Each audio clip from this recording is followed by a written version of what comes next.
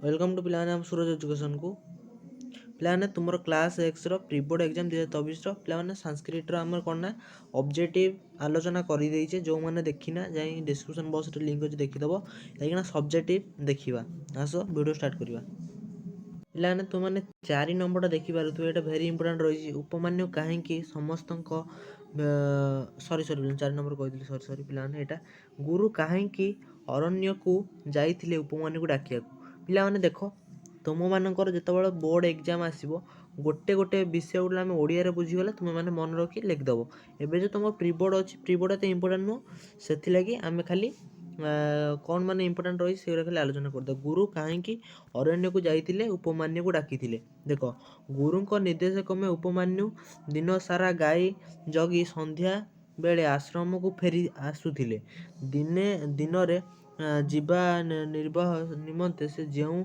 उपाय कले मध्य गुरु तांकु से सबु थुरु बारण करुथिले तेणु से दिन सूर्यास्त परे मध्य उपमान्यु आश्रम को न फेरिबारु से कोपित होई आसु नाही बोली मने करी गुरु धर्मीय शिष्य मानक सहित अरण्य को जाइए उपमान्यु को खोजा है भेरी इंपोर्टाट क्वेश्चन रही है तुम यह निहाती एग्जाम देख 100% ग्यारंटी आउ कि आस देखीदेव आउ गोटे रहा तुम एटा जोटा भेरी इंपोर्टाट क्वेश्चन रही कौटा ना पिला 6 नंबर है कौन देती यह नयोजित नुहे बोली गुरु कहीं कहबार उद्देश्य कौन यह पिलाने कौन देख यह नियोजित नुहे बोली गुरु कहबार उद्देश्य कौन यह बुझ यहाँ पिला भेरी इंपोर्टाट 100% श्योर तुम यार और भी एक क्वेश्चन देखिपार है देख महर्षि व्यासदेव विरचित महाभारत कथा ग्रंथ गुरु धम्य महान गुरु भक्त शिष्य उपमान्य निशा मुखरे गुरु को सम्मुखरे षष्टांग प्रणाम अवसर गुरु शिष्य को पुनर्बार हुत्पष्ट अवलोकन पूर्वक पचारे वर्तमान क्यों वृत्ति करुछ है देख कौन गुरु कौन पचारे वर्तमान क्यों वृत्ति करुछ गुरु पचारे क्यों वृत्ति करुछ क्वेश्चन उपमान्यु गुरु को प्रत्यक्ष करी कहले महाशय प्रथमे भिक्षा आपण को निवेदन करी आउ थरे भिक्षा वृत्ति करुची गुरु प्रत्युत्तर कहले यह न्याय संगत नुहे यह द्वारा अनेक भिक्षावृत्ति करुथिबा भिक्षा मानकर जीविका बाधा सृष्टि करिबा यह एपरी करवा अनुचित यहाँ पिला भेरी इंपोर्टाट क्वेश्चन काली देखियो निहाती एग्जाम एटा पढ़ी 100% श्योर आस तापर देखा कौन ना आउ किसी भी यार दीटा तो गला है पिला आउटा भी गोटाए इंपोर्टाट अच्छी निजे आलोचना करदे देख 7 नंबर गुरु केतेबेले अन्य शिष्य को कौन कही गुरु केतेबेले अन्य शिष्य मान कौन कही देख पिलाने गुरु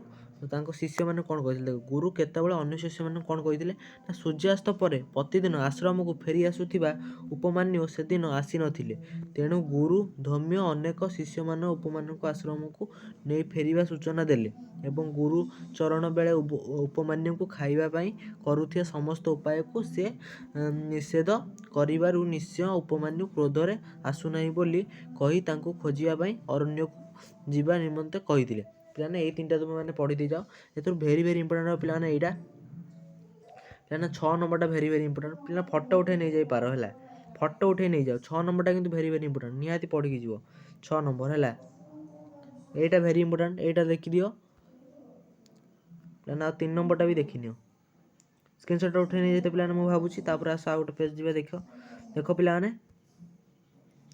यहाँ कौन देख पिलाने यहाँ है आमर कौन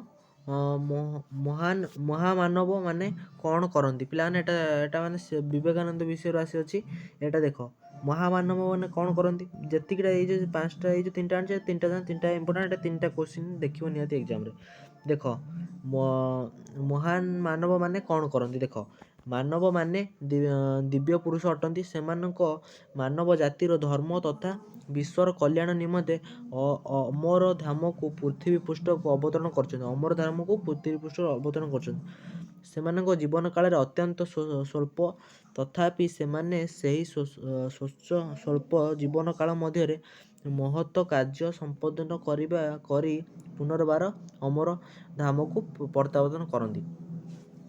ପିଲାମାନେ ତୁମର କୋଶ୍ଚିନ୍ ଆସିଥିବ କେମିତି, କୋଶ୍ଚିନ୍ଟା ପିଲାମାନେ ଆସିଥିବ ଦେଖ କେମିତି, 2 ନମ୍ବର ଯେମିତି ସେମିତି ମହାମାନବ କିଦୁ ବୃତ୍ତି କୁର୍ବତୀ ଏଇଟା ଆସିଥିବ, ମହାମାନବ କ୍ରିବୁ କୁର୍ବତୀ ତୁମେ ଏଇଟା ଲେଖିବ। ପ୍ରଥମେ ତ ଓଡ଼ିଆଟା ବୁଝିବ ହେଲା। ତାପରେ ଦେଖ ରାମକୃଷ୍ଣ ମିଶନ ମାଧ୍ୟମରେ ରାମକୃଷ୍ଣ ମିଶନ ମାଧ୍ୟମରେ କ'ଣ ହେଉଛି ପିଲାମାନେ, ଏଇଟା ଭେରି ଇମ୍ପୋର୍ଟାଣ୍ଟ। ଏଇଟା କିନ୍ତୁ କୋଶ୍ଚିନ୍ ଆସିବ, ରାମକୃଷ୍ଣ କି ମିଶନ କି ଭବତି। ଦେଖ ଲେଖିଦେବ, ରାମକୃଷ୍ଣ ମିଶନ ଏକ ମଠ ଯାହାକୁ ବିବେକାନନ୍ଦ ନିଜେ ଗୁରୁଙ୍କ ନାମରେ କୋଲକାତାରେ ବେଲୁର ନଗରରେ ପ୍ରତିଷ୍ଠା କରିଥିଲେ। ସେଠାରେ ମଠ ସନାତନ ଧର୍ମ ପ୍ରଚାର ପ୍ରସାର କରିବା ସହ ଦରିଦ୍ରମାନଙ୍କ ସେବା କାର୍ଯ୍ୟ କରି ଆସୁଅଛି। ଏହି ରାମକୃଷ୍ଣ ମିଶନଙ୍କ ଦ୍ୱାରା ଉଦ୍ବୁଦ୍ଧ ହେଉଥିବା ବହୁ ଯୁବକ ବର୍ତ୍ତମାନ ବିଶ୍ୱରେ ଅନେକ ସ୍ଥାନରେ ସେବା କାର୍ଯ୍ୟ କରୁଛନ୍ତି ହେଲା, ରତ ଅଛନ୍ତି ପିଲାମାନେ। ଆଉ ପିଲାମାନେ ଦେଖ ଏଇ 4 ନମ୍ବରଟା ଯେଉଁଟା ଛାଡ଼ୁଛ ପଛେ ଛାଡ଼, କିନ୍ତୁ 4 ନମ୍ବରଟା ନିହାତି ପଢ଼ିକି ଯିବ। କାହିଁକି କହିଲ, ବିଶ୍ୱ କଲ୍ୟାଣ ତଥା ଏଇଟା ପିଲାମାନେ ମୁଁ 100% ଗ୍ୟାରେଣ୍ଟି ଦେଇ କହୁଛି, ଏଇଟା ତୁମେ ନିହାତି ଏକ୍ଜାମ୍ରେ ଦେଖିବ ହେଲା, 100% ଗ୍ୟାରେଣ୍ଟି। 4 number very important. ଦେଖ କ'ଣ ରହିଲା କୋଶ୍ଚିନ୍ଟା ଦେଖ, ମହାନ। ତାପରେ ପିଲାମାନେ ଆମେ କ'ଣ ଦେଖିବା ନା, ଆପରେ କ'ଣଟା ଦେଖିବା, ତାପରେ ଆମର ପିଲାମାନେ ଏସେ ସରି କହିଲେଣି, ଯେଉଁ ତାପରେ ଅନୁଚ୍ଛେଦ ଆଉ ତାପରେ ଟ୍ରାନ୍ସଲେସନ୍ ଦେଖିବା।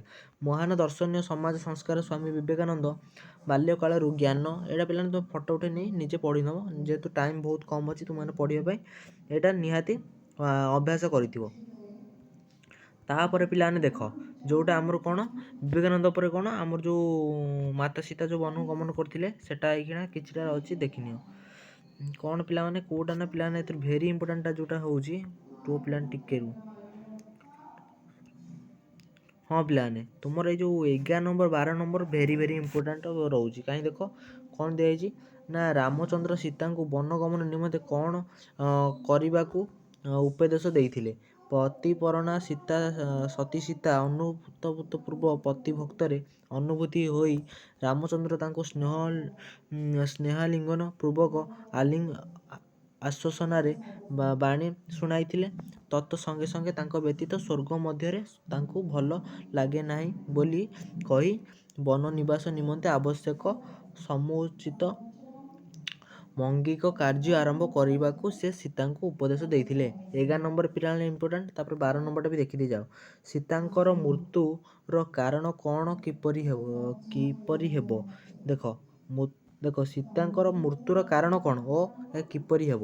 ଦେଖ କଷ୍ଟଦାୟକ ଅରଣ୍ୟରେ ସୀତାଙ୍କ ପାଇଁ ମଙ୍ଗଳପ୍ରଦ ହେବ ନାହିଁ ବୋଲି ରାମଚନ୍ଦ୍ର କହିଥିଲେ।